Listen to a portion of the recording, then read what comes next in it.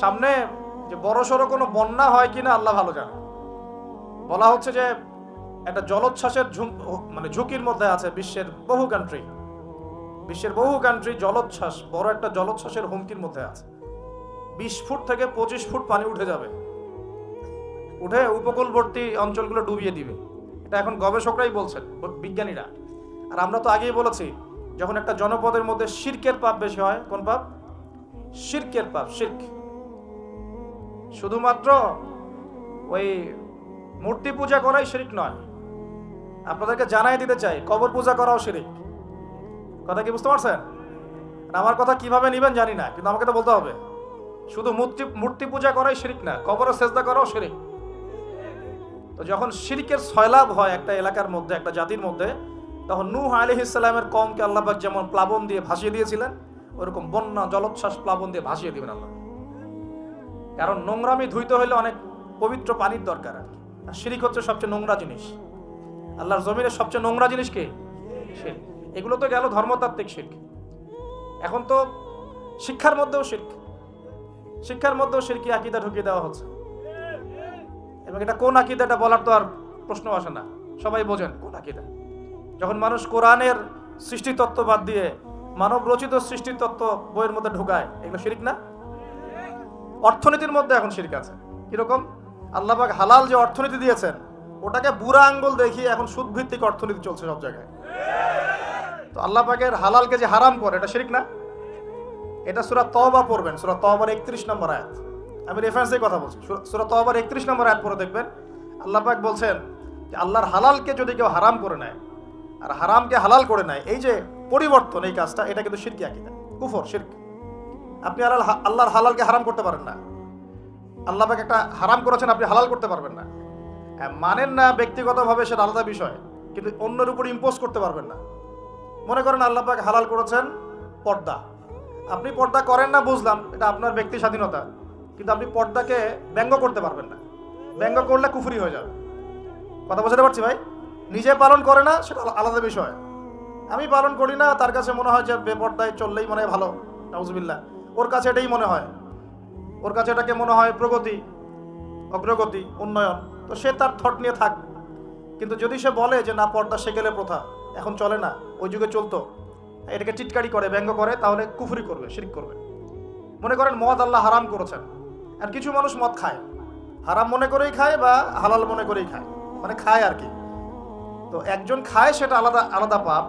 আর কেউ যখন মনে করবে যে না, আল্লাহ পাকের এই হালাল হারামের বিধান আমি মানি না, আল্লাহ পাকের হালাল হারামের বিধান আমি মানি না, তখন হবে শিরক আর কুফর। এমনি হচ্ছে কবিরা গুনাহ। আর যখন হালালকে হারাম করে নিবে আর হারামকে হালাল করে নিবে, তখন শিরকের পর্যায়ে চলে যাবে। তো এই সিস্টেম এখন চলছে না। আল্লাহ পাকের সুদ ভিত্তিক, আল্লাহ পাকের হালাল অর্থনীতি বাদ দিয়ে সারা বিশ্বে এখন সুদ ভিত্তিক অর্থনীতি চলছে না। বোঝেন না এগুলা? অর্থনৈতিক অবস্থা ভালো না। আস্তে আস্তে বিশ্বের মধ্যে ভয়াবহ অর্থনৈতিক সংকট দেখা দিবে, এবং এই সংকটটা ফেস করবে মূলত এই মধ্যবিত্ত শ্রেণী আর নিম্ন মধ্যবিত্ত শ্রেণী। খুব ধনী দেশের কোনো সমস্যা হবে না। যারা মিডল ক্লাস কান্ট্রি বা আরেকটু নিচু মানের কান্ট্রি অর্থনৈতিক দিক থেকে, এদের সামনে ভয়াবহ একটা অবস্থা ফেস করতে হবে। সময় যাইতে দেন, আস্তে আস্তে সব স্পষ্ট হয়ে যাবে, আপনারাই বুঝতে পারবেন। অলরেডি গরিব মানুষ হাহাকার করা শুরু করেছে, বড় লোকের তো কোনো সমস্যা নাই। গ্যাস, তেল, চাল, ডাল সবকিছুর দামও যদি বাড়ে, বড় লোকের কোনো সমস্যা আছে? আমার তো কোনো সমস্যা নাই, আমি তো খেতে পারতেছি, কোনো না কোনোভাবে খেতে পারতেছি। কিন্তু যে কৃষক, মজুর, শ্রমিক, হ্যাঁ, যারা গরিব মানুষ, এরা তো আমার মতো না। আমার জন্য 4 বার বিদ্যুতের দাম বাড়লেও কোনো সমস্যা নাই। 1000, 1500, 2000, 3000 আপনি ইফোর্ট দিতে পারছেন, আপনার তো সমস্যা নাই। কিন্তু যে ব্যক্তির মাসিক আয় 3000 টাকা, সে কি করবে? পুরো বিশ্বে একটা ইকোনমিক সংকট চলছে। এখন এই কথাগুলো যেগুলো বলছে, এগুলোর সাথে কিন্তু আমাদের ইসলামিক সমাজ ব্যবস্থা জড়িত আছে। আমরা এদিকে আসতেছি।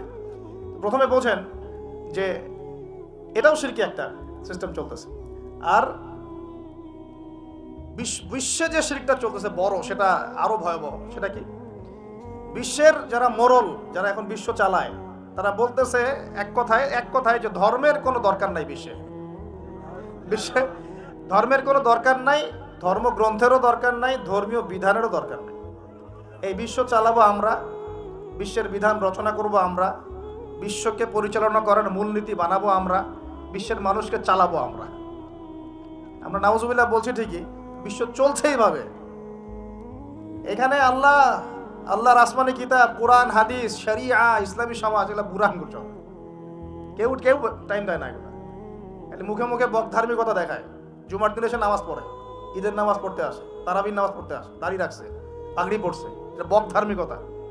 আগে ভিতর ঠিক করতে হবে। তো ভিতরটা কি? ভিতরটা হচ্ছে তাবারাকাল্লাযী বিয়াদিহিল মুলক। সূরা মুলকের 1 নম্বর আয়াতে কি বলছেন আল্লাহ পাক? তাবারাকাল্লাযী বিয়াদিহিল মুলক, বরকতময় সেই আল্লাহ।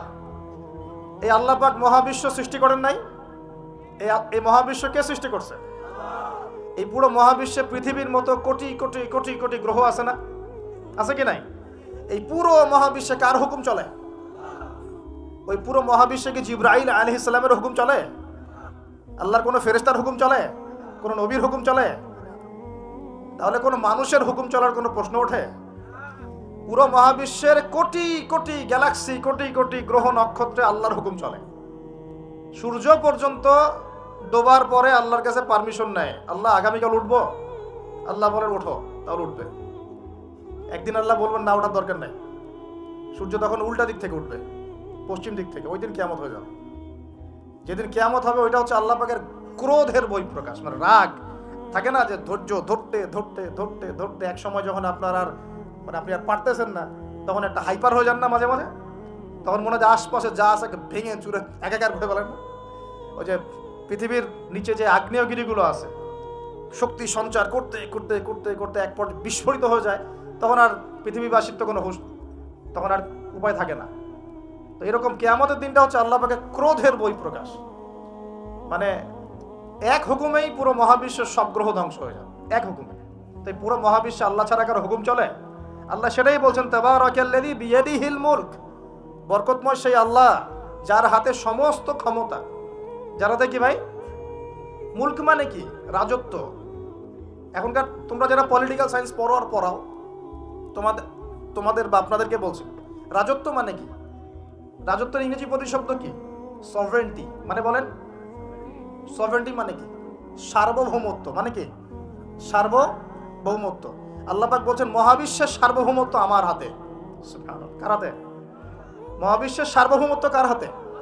সভরেন্টি কার হাতে? দুনিয়াতে এই সভরেন্টি, সার্বভৌমত্ব মানুষের হাতে। বুঝেন নাই মনে হয়? এই দুনিয়াতে সভরেন্টি, মুলক, সার্বভৌমত্ব এখন আল্লাহর হাতে নাই, মানুষের হাতে। মানুষ যা মনে করে তাই চালায়। এখন আল্লাহ পাকের বিধান, আল্লাহ রাসূল, এগুলো বাদ। তো এটা হচ্ছে সবচেয়ে বড় শিরক সারা বিশ্বের। এটা সারা বিশ্বের সবচেয়ে বড় পর্যায়ে শিরক। তো শিরকে ডুবে আসি আমরা, এটাকে বোঝেন। আমি তো বলছি না যে এখন এই প্রবলেমসগুলোকে রাতারাতি সলভ করা যাবে, এমনটা তো বলছি না। বলছি পুরো ওয়ার্ল্ডে এরকম শিরকি একটা সিস্টেম প্রতিটা ক্ষেত্রে চলছে। কিভাবে সলভ করবেন সেটা পরের বিষয়, আগে তো বুঝতে হবে কোথায় আছে বিশ্ব এখন। তো আমরা দেখলাম যে বড় বড় সেক্টর যেগুলো একটা বিশ্বের, ধর্ম, সংস্কৃতি, অর্থনীতি, জিওপলিটিক্স এবং পরিবার তো আছেই, পাশাপাশি আমাদের এই আরেকটা কি, ওয়ার্ল্ড অ্যাফেয়ার্স। এই প্রতিটা ক্ষেত্রে আল্লাহ পাকের তাওহীদকে পাশ কাটিয়ে মানুষের মন গড়া বিধান দিয়ে চলানো হচ্ছে কিনা? হচ্ছে কিনা? বুঝতে পারছেন না মনে কথা? সুদ কি মানুষের বিধান না আল্লাহর বিধান? বলেন, আরো খোলামেলা বলি, সুদ কি মানুষের বিধান না আল্লাহর বিধান? মদ কি মানুষের বিধান না আল্লাহর বিধান? মদ খাওয়া যাবে? মদ খাওয়া যাবে? বেপরদায় চলা যাবে, এটা কি মানুষের বিধান না আল্লাহর বিধান? পুরো বিশ্বের যত বৈশ্বিক অ্যাফেয়ার্স আছে এটা মানুষ নিয়ন্ত্রণ করবে, আল্লাহর বিধানের দরকার নাই। এটা কি আল্লাহর বিধান না মানুষের কথা? তো সারা বিশ্বে এই কুফুরি চলতেছে না? চলছে কি না? এখন এই বিশ্বটা বোঝেন, তারপরে আপনি এই আয়াতটা বোঝেন। এখন আল্লাহ পাক বলছেন, এখন আমি মুহাম্মদ সাল্লাল্লাহু আলাইহি ওয়াসাল্লামের কাছে এমন কিতাব দিয়েছি যে কিতাবে এই সব সমস্যার সমাধান আছে। সুবহানাল্লাহ। সমস্যাগুলো তো বুঝতে পারলেন। আল্লাহ পাক বলছেন, হে মুহাম্মদ বলেন সাল্লাল্লাহু আলাইহি ওয়াসাল্লাম, আমি তোমার কাছে এমন একটা কিতাব দিয়েছি যে কিতাবের মধ্যে প্রতিটা বিষয়কে আমি ব্যাখ্যা করেছি, সমাধান দিয়েছি। এটা হেদায়েত, এটা রহমত, এটা বুশরা, সুসংবাদ কাদের জন্য? যারা আমার সামনে আত্মসমর্পণ করবে। যারা করবে না ওদের জন্য সুসংবাদ নাই। আর এই কিতাবের ব্যাখ্যা আছে। এই কিতাব একাই আপনাকে পথ দেখাবে না, হাদিসের প্রয়োজন আছে। এটা আমরা পেলাম সূরা নজম আয়াত নাম্বার 3-4 এবং সূরা হাশর আয়াত নাম্বার 7। যে রাসূল সাল্লাল্লাহু আলাইহি ওয়াসাল্লাম নিজের মন গড়া কোনো কথা বলতেন না, তিনি সেটাই বলতেন যে আল্লাহ ওহী করতেন। আর আল্লাহর রাসূলের আদেশগুলো আমরা পাচ্ছি হাদিসে, নিষেধগুলো পাচ্ছি হাদিসে। সো কোরআন এবং হাদিস এই দুটোকে মিলে আল্লাহ পাকের এখন ওহী নাজিল হচ্ছে। কোথায় নাজিল হচ্ছে? আইয়ামে জাহিলিয়াতে। কোথায় ভাই? এই কিতাব কোথায় নাজিল হয়েছে? বাংলাদেশে, পাকিস্তানে, সিরিয়ায়? কোন যুগে নাজিল হয়েছে? ওই ব্যাবিলনের যুগে, নাকি ওই চাইনিজ সভ্যতার যুগে, নাকি রাশিয়ার বলশেভিক ওই বিপ্লব ওইসব যুগে? কোন যুগে নাজিল হয়েছে? আবু জেহেলের যুগে। কোন যুগে ভাই? আবু জেহেলের নাম শুনেছেন তো? আবু জেহেলের যুগটাকে আমরা বলি আইয়ামে জাহিলিয়াতের যুগ। আবু জেহেল ছিল ওই যুগের নেতা। দারুন নাদওয়া ছিল তার পার্লামেন্ট। তার পার্লামেন্টের নাম কি? দারুন নাদওয়া। সেখানে আবু জেহেল, আবু লাহাব, উতবা, সাইবা, রাবিয়া এরা সব বসে বসে বুদ্ধি পাকাইতো আর কি করতে হবে, কি করতে হবে না। বাই দ্য ওয়ে, এই আবু জেহেল, আবু লাহাবরা কিন্তু আল্লাহকে বিশ্বাস করতো। আল্লাহ বলে যখন আছে এবং আল্লাহর কাছে যে ফিরে যেতে হবে এটাও তারা বিশ্বাস করতো কিছু কিছু ক্ষেত্রে। কিন্তু আল্লাহ পাকের কোনো বিধান তারা মানতো না। আল্লাহ পাকে পাওয়ার জন্য মাধ্যম পূজা করত। তারা কিন্তু 360টা মূর্তির পূজা এই কারণে করতো না, যে তারা আল্লাহকে বিশ্বাস করে না এমন নয় বিষয়টা। তারা আল্লাহকে বিশ্বাস করতো, আল্লাহকে পাওয়ার মাধ্যম হিসেবে তারা এগুলোর পূজা করতো। সূরা জুমার পড়েন, সূরা জুমারের 1, 2, 3 আয়াত পড়ে দেখেন।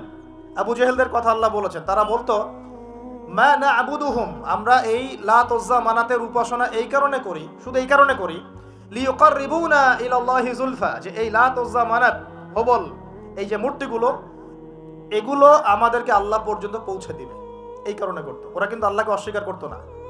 এমনকি বদর যুদ্ধে যাওয়ার সময়ও আবু জেহেল কিন্তু কাবা ঘরে দোয়া করে গেছে। তারা কিন্তু হজ ওমরাও করতো, বিকৃত হজ ওমরা করতো। তো এটা মনে করবেন না যে আবু জেহেলরা আল্লাহকে বিশ্বাস করতো না।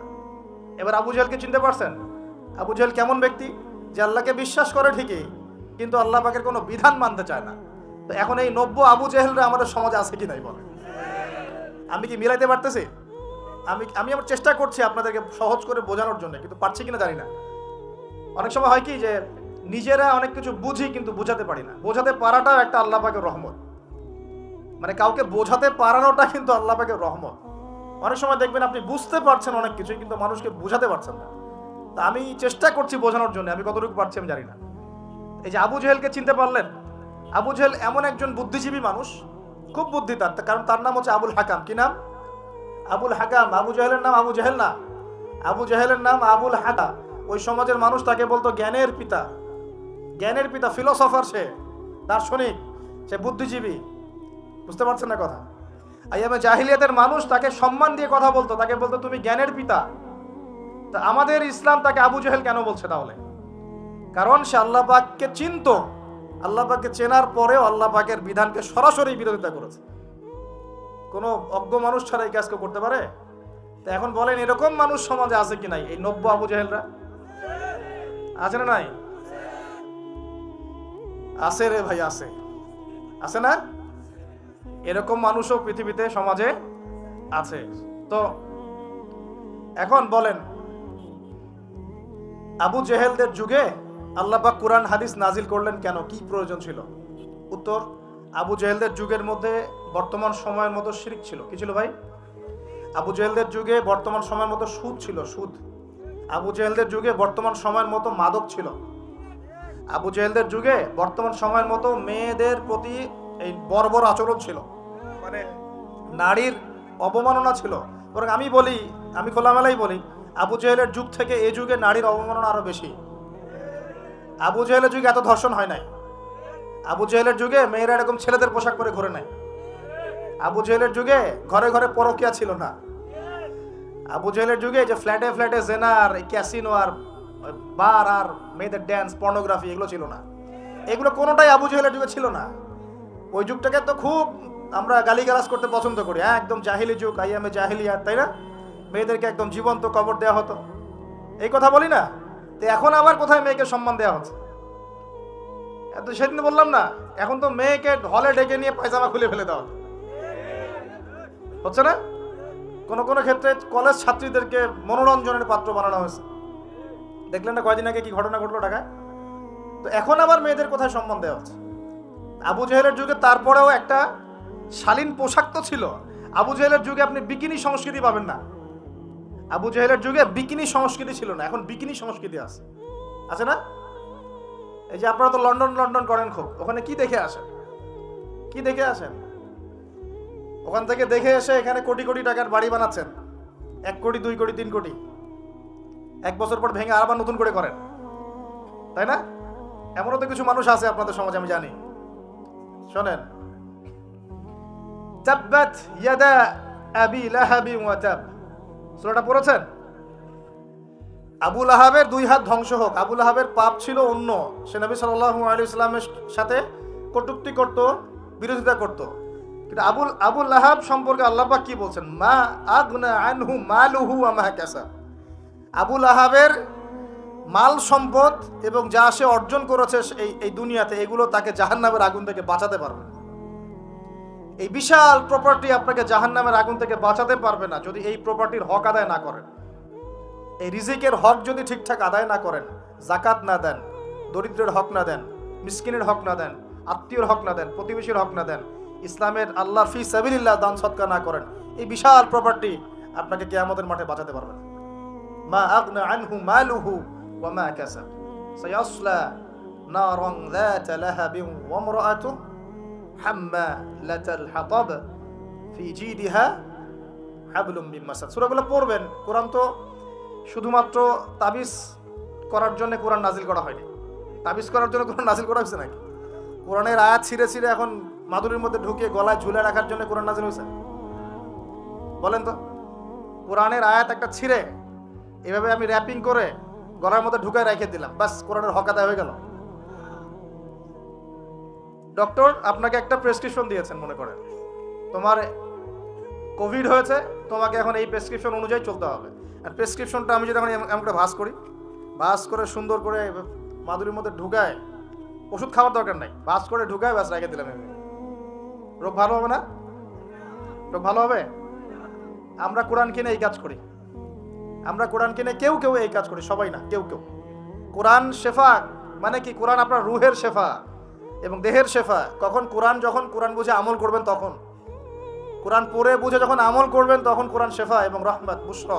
আল্লাহ পাক আমাদেরকে বোঝার তৌফিক দান করুন। তবে হ্যাঁ, কোরআনের আয়াত থেকে ঝাড়ফুঁক করা যায়, ঝাড়ফুঁক করা যেতে পারে, পানি পড়া খাওয়া যেতে পারে এবং এই পানিতে গোসলও করা যেতে পারে ইত্যাদি। কিন্তু আপনি তো ছিঁড়ে খালি গলায়, পায়ে, হাতে ঝুলে রাখতে পারেন না। আল্লাহ পাক আমাদেরকে বোঝার তৌফিক দান। প্রিয় ভাইয়েরা, এখন এতটুকু তো বুঝতে পারলাম যে কোরআন কোন সময় নাজিল হয়েছে। তাহলে ভাই, কার যুগে? আবু জাহেলের যুগে। আবু জাহেলের যুগে কি ছিল?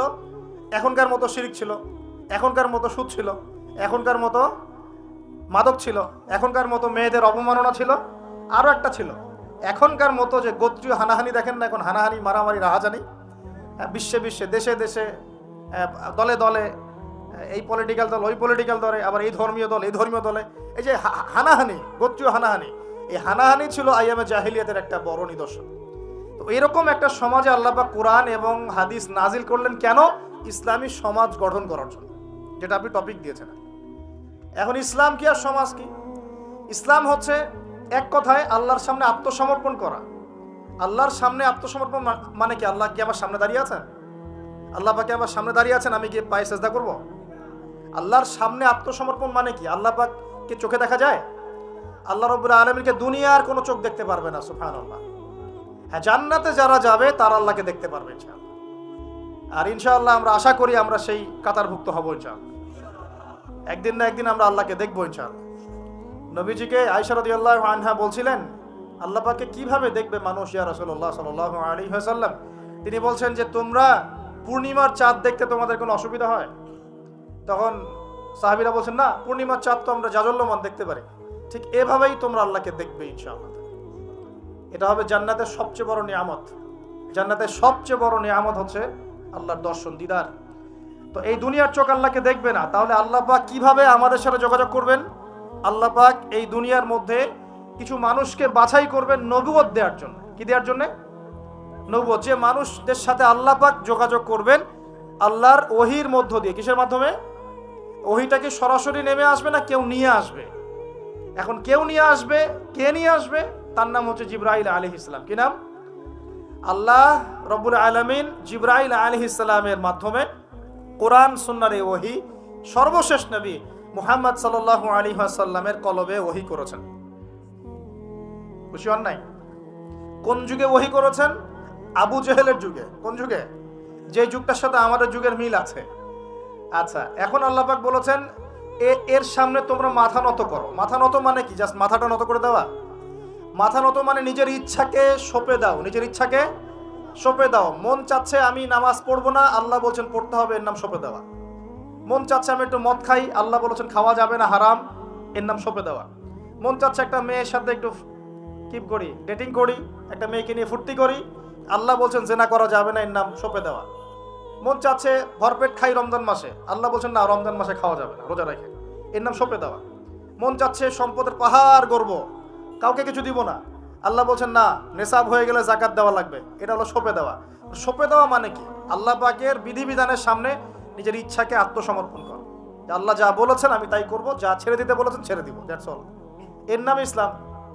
ইসলাম হলো এই বিষয়টার নাম, নিজের ইচ্ছাটাকে আল্লাহ পাকের বিধানের সামনে আত্মসমর্পণ করে দেওয়া। আমরা অনেকেই বলি ইসলাম মানে কি? শান্তি।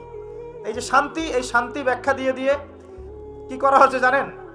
ওই যে বদর, উহুদ, খন্দক, খায়বার, হুনাইন, মুতা, এইসব ইতিহাসগুলোকে সরিয়ে দেওয়া হচ্ছে। ইসলাম মানে তো শান্তি। ইসলাম শান্তির সাথে আবার এইসবের কি সম্পর্ক? শান্তির সাথে মোতার যুদ্ধের কি সম্পর্ক? যুক্তি দিচ্ছে শান্তির সাথে বদর যুদ্ধের আদর্শের কি সম্পর্ক? ইসলাম মানে তো শান্তি। ইসলাম মানে শান্তি কখন? ইসলাম মানে হলো আত্মসমর্পণ। যখন একজন মানুষ নিজের ইচ্ছাকে আল্লাহর সামনে সঁপে দিবে, এর মধ্য দিয়ে সে শান্তি অর্জন করবে ইনশাআল্লাহ।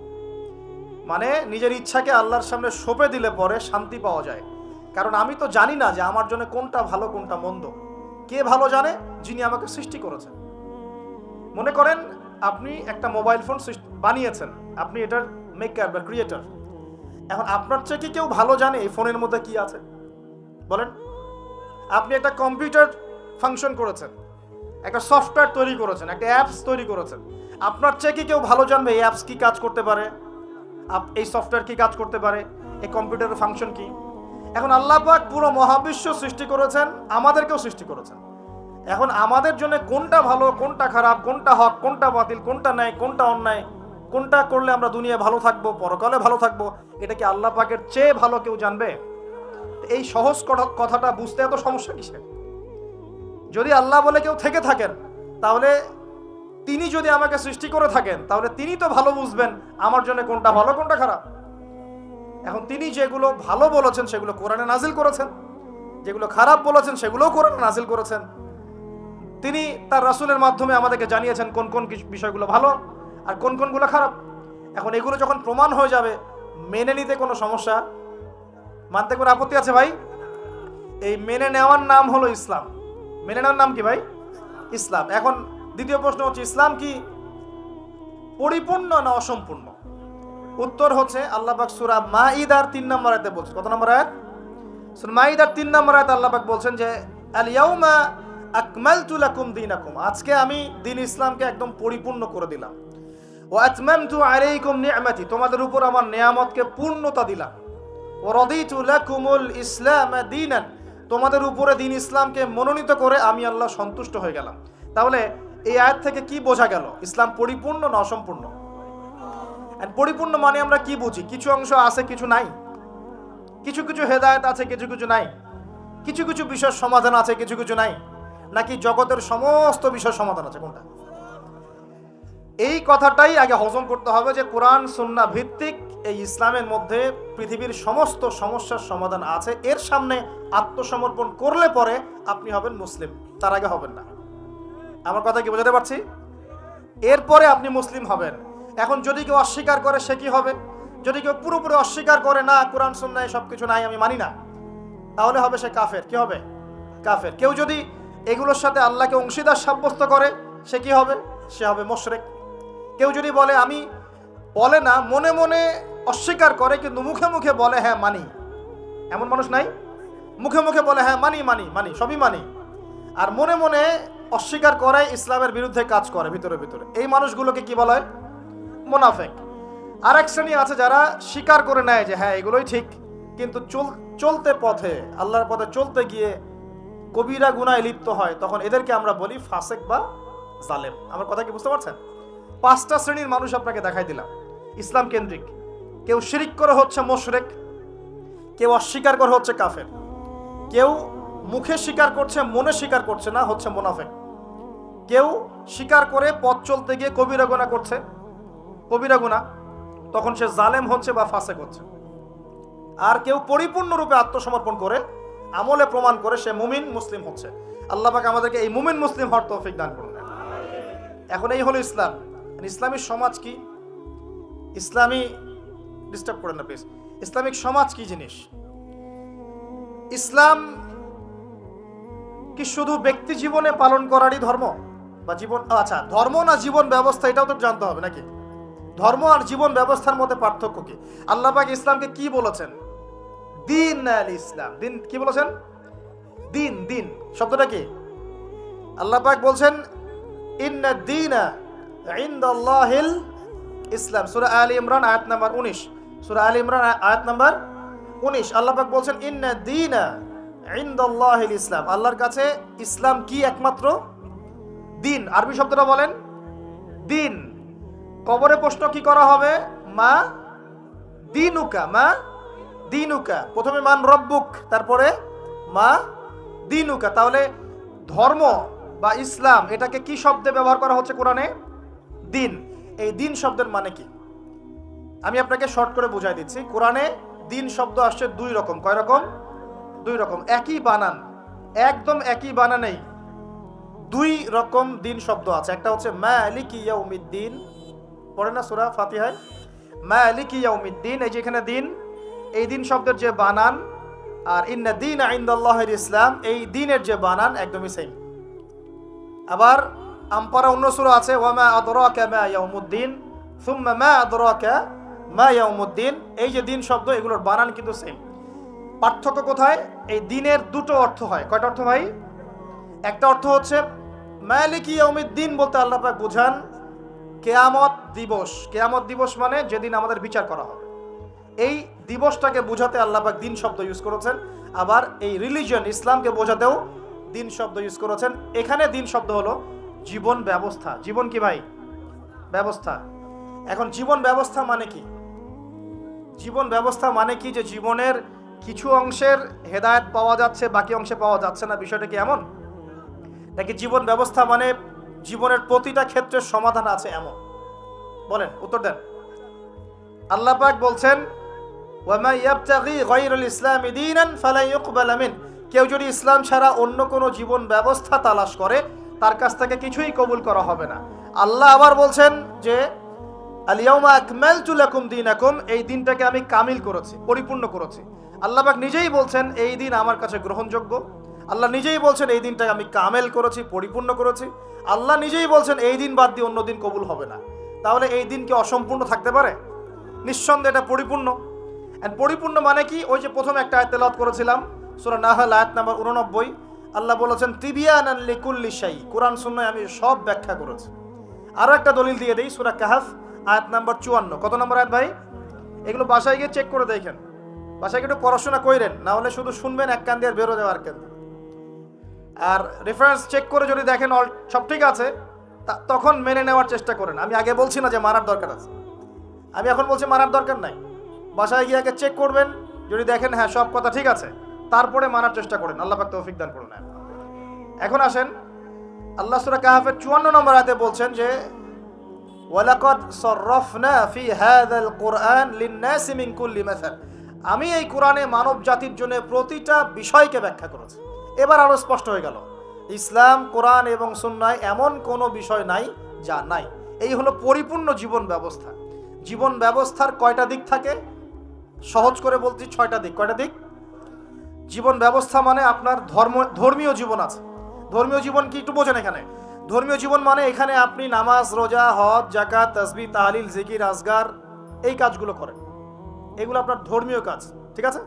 আচ্ছা, একটা জীবন হলো আপনার পারিবারিক জীবন, পারিবারিক জীবনে আমরা বিয়ে শাদী, সন্তান প্রতিপালন, স্ত্রীদের হক আদায়, মা বাবা ভাই বোন ইত্যাদি, এই যে পুরো একটা পরিবার বন্ড, এই যে সিলাতুর রাহিম, আত্মীয়তার রক্তের সম্পর্ক, এটা আপনি রক্ষা করেন। এটা হলো আপনার পারিবারিক লাইফ 2 নাম্বার। 3 নাম্বার হচ্ছে আপনার একটা সাংস্কৃতিক জীবন আছে, মানে আপনি কি সংস্কৃতি ফলো করবেন, কোন কালচার ফলো করবেন, এটা একটা জীবন আছে। 4 নাম্বার হচ্ছে আপনার ইকোনমিক লাইফ, আপনার অর্থনৈতিক জীবন। এখানে আপনি ব্যবসা বাণিজ্য, চাকরি বাকরি, মুআমালাত, এই বিষয়গুলো করবেন। 5 নাম্বার আপনার পলিটিক্যাল লাইফ, যেখানে আপনি আল্লাহ পাকের খলিফার দায়িত্ব পালন করবেন। আর 6 নাম্বার হচ্ছে গ্লোবাল অ্যাফেয়ার্স, মানে আপনি পুরো ওয়ার্ল্ডকে ডিল করবেন কিভাবে, যদি আপনি রাষ্ট্রের প্রধান হন বা আপনার রাষ্ট্রের দায়িত্ব থাকে। তো এই 6টা বিষয়কে নিয়ে মোটামুটিভাবে আমাদের এই জীবন। এর বাইরে কি জীবনে কোনো ক্ষেত্র আছে নাকি? বুঝেন নাই মনে হয়? ধর্ম আমাদের জীবন না, অর্থনীতি আমাদের জীবন না, পরিবার আমাদের জীবন না, আমাদের সংস্কৃতি, আমাদের রাজনীতি, সমাজ এবং বিশ্ব, এর বাইরে কিছু আছে নাকি? এই হলো দুনিয়া। এর বাইরে পরকাল আছে। এর বাইরে কি? পরকাল। ওই পরকালে তো মুক্তির জন্যই কোরআন সুন্নাহ এবং ইসলাম, নাকি? এটা তো আমাদের গন্তব্য। দুনিয়ার প্রতিটা সমাধানও ইসলামে পাচ্ছি। এখন তাহলে বুঝতে পারলাম ইসলামী সমাজ মানে কি। ইসলামী সমাজ মানে যে সমাজে শুধুমাত্র কোরআন এবং সুন্নাহ চলে, অন্য কিছু চলে না। কথা কি ক্লিয়ার হচ্ছে না? বুঝাতে পারছি না? আচ্ছা, একটু নড়াচড়া কম করেন। আমরা খুব লম্বা আলোচনা করবো না ইনশাল্লাহ, একটু ধৈর্য ধরেন। সমাজ ব্যবস্থা বুঝাতে পারলাম কি ভাই? সমাজ ব্যবস্থা কি? ইসলামী সমাজ ব্যবস্থা কি? মানে যে সমাজের মধ্যে আল্লাহর ওহী, কোরআন এবং সুন্নাহ, আল্লাহ পাকের বিধান চলে, বাইরে কিছু চলে না। এর বাইরে কি চলতে পারে? এর বাইরে যদি এমন কিছু চলে, লিসেন ভেরি কেয়ারফুলি, এর বাইরে যদি এমন কিছু চলে যেটার সাথে কোরআন সুন্নাহর সংঘর্ষ হচ্ছে, তাহলে সেটাকে ধরে একদম ছুঁড়ে ফেলে দিতে হবে। কথা বুঝতে পারছেন? সমাজে ইসলামী সমাজ আমরা বুঝলাম যে ইসলামী সমাজ মানে যেখানে কোরআন সুন্নাহ ভিত্তিক, আল্লাহ পাকের ওহীর ভিত্তিক সমাজ চলে। এখন এই সমাজে যদি কোরআন সুন্নাহর সাথে সাংঘর্ষিক কিছু চলে, এটাকে ধরে তুলে ছুঁড়ে ফেলে দিতে হবে। এর নাম ইসলাম। এর সাথে আমরা আপোষ করতে পারবো না। আর যদি দেখা যায় সমাজে কিছু জিনিস চলছে যেগুলোর সাথে ইসলামের সাংঘর্ষিকতা নাই, গান বাজনা সাংঘর্ষিকতা নাই, হ্যাঁ, গান বাজনার সাথে সাংঘর্ষিকতা নাই, বোঝাচ্ছি আমি মূলনীতি বলে সহজ করছি, উদাহরণ তো দিব ইনশাআল্লাহ। সমাজে এমন কিছু চলছে যেগুলোর সাথে ইসলামের সাংঘর্ষিকতা নাই, সেগুলো আমরা গ্রহণ করতে পারবো, কোনো সমস্যা নেই। পারবো কি না? মনে করেন একটা সমাজের মানুষ, ট্রেডিশন আছে, এরা মেহমানদেরকে খুব আপ্যায়ন করায়, এমন আছে না অনেক সমাজ? আছে কি নাই? এই কাজটা কি কোরআন সুন্নাহর সাথে সাংঘর্ষিক? তাহলে আমরা সমাজের অংশটা রাখবো কেন? রাখবো না। একটা সমাজে আমরা দেখলাম যে মেয়েরা মাশাআল্লাহ পর্দা তো করেই, পাশাপাশি যখন তারা তাদের গৃহস্থলী কাজগুলো করে, তখনও দেখা যায় যে একটা শালীন পোশাক পরে বাসায় কাজকর্ম করছে। এটা ওদের কালচার। আমরা এই কালচারটা রাখতে পারবো না? একটা সমাজে দেখা যাচ্ছে যে এতিমদের ব্যাপারে সমাজের লোকজন খুব সফট, এটা কি কোরআন সুন্নাহর সাথে সাংঘর্ষিক? না, আমরা কি রাখতে পারবো না? একটা সমাজে দেখা যাচ্ছে যে মানুষ এই বৃক্ষরোপণ করতে খুব পছন্দ করে, এমনও কিছু সমাজ আছে, গাছ লাগাইতে সবুজ শ্যামল প্রকৃতি খুব ভালো লাগে, আছে না এমন সমাজ? এই জিনিসটা কোরআন সুন্নাহর সাথে সাংঘর্ষিক? তো রাখতে পারবো না আমরা এটা। এরকম এক্সাম্পল দিয়ে শেষ করা যাবে না। এরকম অগণিত কাজ আছে যেগুলো কোরআন সুন্নাহর সাথে সাংঘর্ষিক নয়, কিন্তু সমাজে চলছে, এগুলোকে ইসলামিক সমাজের আওতাভুক্ত করা যাবে ইনশাআল্লাহ, কোনো সমস্যা নেই। কিন্তু যদি সমাজে এমন কিছু চলে যেগুলো কোরআন সুন্নাহর সাথে সরাসরি সাংঘর্ষিক, যেমন এই যে কারো বিয়ে হলে ধুমধারাক্কা গান হয় কি না? হয় না? এখন এই সংস্কৃতিটার সাথে কোরআন সুন্নাহর আপত্তি আছে। এখন আমরা এটাকে সামাজিকীকরণ করতে পারবো না, ইসলামী সামাজিকীকরণ করতে পারবো না, বরং এটাকে ঐক্যবদ্ধভাবে প্রতিরোধ করতে হবে। সমাজে মনে করেন কোনো সমাজে জুয়া চলে না? তো এই জুয়ার সাথে কি কোরআন সুন্নাহর অনুমতি দেওয়া আছে না সাংঘর্ষিকতা আছে? কন্ট্রাডিকশন আছে না? যেহেতু কোরআন সুন্নাহর সাথে কন্ট্রাডিক্টরি বিষয়, আমরা এই জুয়ার সংস্কৃতি এখানে চলতে দিতে পারি না, বরং আমরা এটাকে প্রতিহত করার চেষ্টা করি। একটা সমাজের মধ্যে মনে করেন বেহায়াপনা, ফ্রি মিক্সিং, সমকামিতা, জেনা, এগুলোকে উস্কে দেওয়া হচ্ছে। এই প্রতিটা বিষয়ের সাথে কোরআন সুন্নাহর আপত্তি আছে। তাহলে এই জিনিসগুলোকে কি আমরা ইসলামী সমাজ ব্যবস্থা আনতে পারবো? তাহলে আমার বক্তব্য মনে হয় বোঝার খুব বেশি কঠিন হচ্ছে, আমার মনে হচ্ছে না। ইসলামী সমাজ ব্যবস্থায় কোন কোন বিষয় থাকতে পারবে? সর্বপ্রথম আল্লাহ পাকের ওহী থাকতে পারবে। ওহীর বাদ দিয়ে অন্য কিছু চলবে না। কি কি চলবে? যেগুলোর সাথে ওহীর কোনো সাংঘর্ষিকতা নাই। ওহীর কোনো সাংঘর্ষিকতা নাই এমন বিষয় চলতে পারে। চায়ের জন্য বিখ্যাত আপনারা না, এটা আছে না? আচ্ছা, এখন এটা কি কুরআন সুন্নাহর সাথে সাংঘর্ষিক? এটা একটা সংস্কৃতি। আপনাদের বাসায় গেলে আপনারা চা খাওয়ান এবং এটার সাথে আপনার সংস্কৃতি আছে। আগর আতরের আপনাদের বিজনেস আছে। এই জিনিসটা কি কুরআন সুন্নাহর সাথে সাংঘর্ষিক? বাংলাদেশের অন্য কোনো সমাজে কি আগর আতর এরকম ভাবে আছে?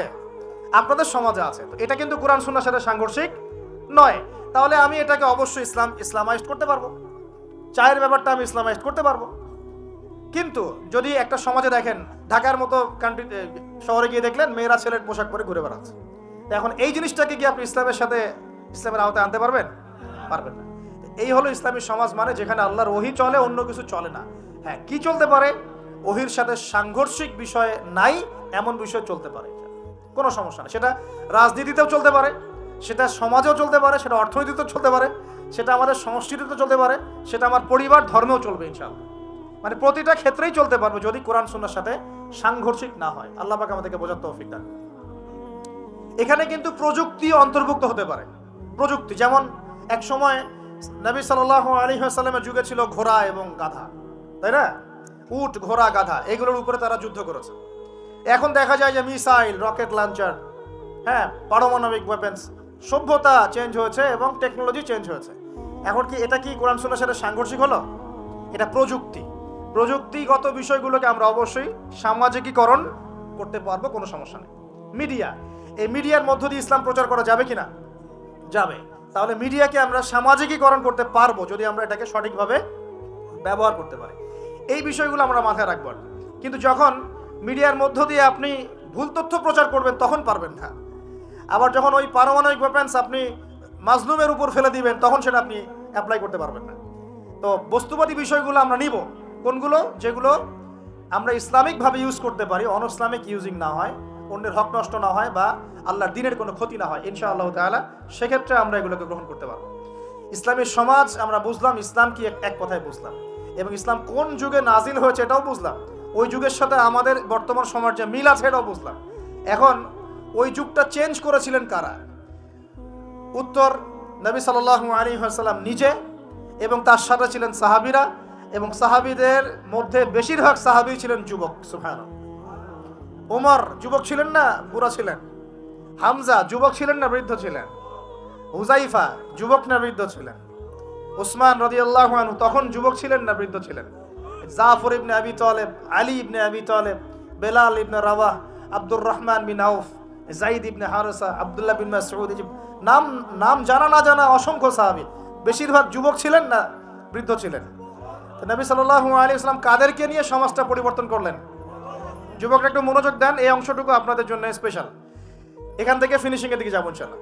তো নবী সাল্লাল্লাহু আলাইহি ওয়াসাল্লাম কাদেরকে নিয়ে ওই আবু জেহেলের সমাজ পরিবর্তন করলেন বলেন? এবং কি হাতে নিয়ে করলেন? আল্লাহর ওহী, মানে কোরআন এবং হাদিস। এটাকে শুধু মুখে মুখে আমল করে বলেছেন না, নিজে আমল করে দেখিয়েছেন? নিজে বিশ্বাস করেছেন, স্বীকৃতি দিয়েছেন, আমল করেও দেখিয়েছেন, মানুষকে দাওয়াতও দিয়েছেন। এখন একা একা করেছেন না সবাইকে নিয়ে করেছেন? তার মানে ইউনিটি লাগবে। কি লাগবে ভাই? একা একা পারা যাবে না। এই যে আমি একা একা লেকচার দিয়ে যাচ্ছি, আসলে আমি দিন কায়েম করতে পারবো না। এখানে আমি আপনাকে দিনের কিছু নসিহত করতে পারবো, কিছু দাওয়াত দিতে পারবো, কিন্তু আমি কিন্তু এখানে দিন কায়েম করতে পারবো না। একা একা দিন কায়েম করা যায়, একা একাও যায় না, এক শ্রেণীর মানুষকে নিয়েও যায় না। মুসলিমদের মধ্যে মনে করেন যে মুসলিমদের মধ্যে একটা এলাকার মুসলিম আছে, মনে করেন 1 লাখ, কথার কথা বলছি, 1 লাখের মধ্যে 1000 মানুষ সবকিছু বোঝে, বাকিরা এতটা বোঝে না। ওদেরকে বোঝাতে হবে। ওদের কি করতে হবে? বোঝাতে হবে। ওই আমরা যদি মনে করি আমি 1000 আমি সব করতে পারবো, ভুল করবেন। তখন কি হবে? জাহেলিয়াতের সংখ্যা গরিষ্ঠতার স্রোতে আমি হারিয়ে যাব। কথা বুঝতে পারছেন? নবী সাল্লাল্লাহু আলাইহি ওয়াসাল্লাম কিভাবে করেছেন? তার আগে আমি একটু প্রশ্ন করি, কত বছর লেগেছে তার সমাজ পরিবর্তন করতে? বলেন। 23 বছর। এটা মাশাআল্লাহ। 23 বছর পরে ওই মক্কায়, ওই আবু জেহেলের যুগেই, আবু জেহেলের সেই যুগ কি আর বাকি থাকলো? 23 বছর পর কি শিরক ছিল ওই যুগের মধ্যে? আর মক্কায় কোনো সুদ ছিল? মক্কায় কোনো মাদক, কোনো জেনা, ব্যভিচার, মেয়েদের শ্লীলতাহানি, ধর্ষণ, জেনা, হ্যাঁ, গুম খুন, তারপরে আপনার এই যে গোচ্চ হানাহানি, মারামারি, কোনোটা কি আর বাকি ছিল? মানে 23 বছরের সমাজ টোটাল নিট অ্যান্ড ক্লিয়ার, সাফ। কত বছর? 23 বছর। কিভাবে করলেন? প্রথমত তিনি ওহির জ্ঞানের চর্চা করেছেন, নিজে আমল করেছেন, সাহাবীদেরকে শিখিয়েছেন, এবং সাহাবীরা সবাই মিলে দাওয়াতি কাজ করে একটা জনসমষ্টি তৈরি করেছেন কি না? প্রথমে কি নবী সাল্লাল্লাহু আলাইহি ওয়াসাল্লাম প্রকাশ্যে দাওয়াত দেওয়া শুরু করেছেন? না। প্রথম 3 বছর, কত বছর? তিনটা বছর নবী সাল্লাল্লাহু আলাইহি ওয়াসাল্লাম গোপনে মানুষকে দাওয়াত দিয়েছেন। কিভাবে ভাই? গোপনে, man to man, door to door. আমরা তো এখন খুব অধৈর্য জাতি। কি জাতি ভাই? অধৈর্য। 1 বছর ধরে যদি একটা কথা বলি, পরের বছর ওয়াজ করতে আসলে বলে, হুজুর এই ওয়াজ তো গত বছর একবার শুনছি, দরকার অন্য নতুন ওয়াজ করে। এমন করে না মানুষ? নবী সাল্লাল্লাহু আলাইহি ওয়াসাল্লাম 3 বছর গোপনেই দাওয়াত দিয়েছেন, তিনটা বছর। কাদেরকে দাওয়াত দিয়েছেন? উত্তর, প্রথমত তার নিজের মানুষদেরকে, নিজের স্ত্রী, নিজের যায়েদ ইবনে হারেসা পালক পুত্র ছিলেন, নিজের চাচাতো ভাই জাফর ইবনে আবি তালেব, আলী ইবনে আবি তালেব, নিজের খুব কাছের মানুষ আবু বকর সিদ্দিক রাদিয়াল্লাহু আনহুর হাত ধরে পরে ওসমান বিন আফফান, আব্দুর রহমান বিন আউফ, তালহা বিন উবাইদুল্লাহ, জুবাইর বিন আওয়াম, আস্তে আস্তে ছড়িয়ে পড়ছে। তার মানে দাওয়াতি কাজ শুরু করতে হবে কোথা থেকে? আগে বলেন। আগে নিজে, তারপরে কে? নিজের কাছের মানুষ, নিজের পরিবার, নিজের বংশ, নিজের আত্মীয় করা শেষ। কারা কারা করা শেষ? হাত তোলেন দেখে। আগে শুরু করেন। আগে তো নিজেকে দিয়ে শুরু করতে হবে নাকি ভাই? নিজের পরিবারের সবাই নামাজে দাওয়াত দিচ্ছি কিনা? নামাজে দাওয়াতটুকু দিচ্ছি? নিজের পরিবারে কি পর্দা কায়েম করতে পারছি? নিজের পরিবারে কি তালিম চালু হচ্ছে? নিজের সন্তানরা কি কোরআন পড়ছে? নিজের পরিবারে কি সবাই রমজান মাসে রোজা রাখছে, হালাল খাচ্ছে? আগে নিজের পরিবারের দিকে ফোকাস করেন, আল্লাহ পাক তৌফিক দান করুন।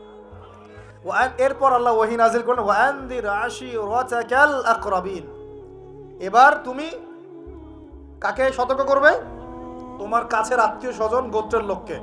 তখন তিনি ওই যে পাহাড়ের উপর উঠে ডাকলেন, ইয়া মা'আশারাল কুরাইশ, ইয়া মা'আশারাল কুরাইশ, তোমরা সবাই আসো। এই বনু আদি, বনু তাইম, হ্যাঁ, বনু মখজুম, তারপরে যে বনু হাশিম, সব গোত্র জড়ো করে তিনি সব গোত্রকে বলছেন যে আমি মুহাম্মদ সাল্লাল্লাহু আলাইহি ওয়াসাল্লাম যদি আপনাদেরকে বলি এই পাহাড়ের পিছনে একটা সেনাবাহিনী অপেক্ষা করছে, আপনাদেরকে আক্রমণ করবে, আপনারা কি আমার কথা বিশ্বাস করবেন? তখন সবাই এক বাক্যে বলল, কেন বিশ্বাস করব না? তোমাকে কখনো আমরা মিথ্যাবাদী পাই নাই, তুমি আস-সাদিকুল আমিন, সত্যবাদী আমি। তখন নবীজি বললেন যে কুলু লা ইলাহা ইল্লাল্লাহ তুফলিহুন, তোমরা সবাই বলো লা ইলাহা ইল্লাল্লাহ, আল্লাহ ছাড়া কোনো মাবুদ নাই, আল্লাহর বিধান ছাড়া কোনো বিধান নাই, আল্লাহর দাসত্ব ছাড়া কোনো দাসত্ব নাই, তোমরা সফল হয়ে যাবে ইনশাআল্লাহ। তখন ওই যে আবু লাহাব হাততালি দেওয়া শুরু করলো, আর আবু লাহাব ঢিল নিয়ে মারা শুরু করলো। সবাই হাততালি দিচ্ছে, টিটকারি করছে, মস্করা করছে। হ্যাঁ, লিহাদা জামাআতানা, বলছে এই জন্য আমাদেরকে এখানে একত্রিত করেছো, এই বকবকানি শোনার জন্য, এই বাজে কথা বলার জন্য আমাদেরকে এখানে ডেকেছো। তখন থেকে শুরু হলো প্রকাশ্য বিরোধিতা। এবার শুরু হলো ইটপাটকেল, শারীরিক নির্যাতন, মানসিক নির্যাতন, বয়কট, এইটা সেইটা সব। তো এখন বলেন, যে মানুষটা আগে সাদিকুল আমিন ছিল, সত্যবাদী এবং বিশ্বস্ত, এবার সবাইকে ডেকে দাওয়াত দেওয়ার পরপরই তিনি হয়ে গেলেন কাযযাব, মিথ্যাবাদী, সাহের, জাদুকর, ফারিকুল জামাত বিভক্তকারী, মাজনুন, পাগল, এই কথাগুলো মানুষটাকে বলা শুরু করল। তার মানে নবী সাল্লাল্লাহু আলাইহি ওয়াসাল্লামের পদ্ধতিতে আমাকে সমাজে দ্বীন ইসলাম প্রতিষ্ঠা করতে হবে। তার মানে প্রথমে আগে নিজে, তারপর পরিবার, এরপর কাছের মানুষদের মধ্যে ইসলামের প্রচার প্রসার করার চেষ্টা করতে হবে। এবার প্রকাশ্যে দাওয়াতি কাজ করা শুরু হলো।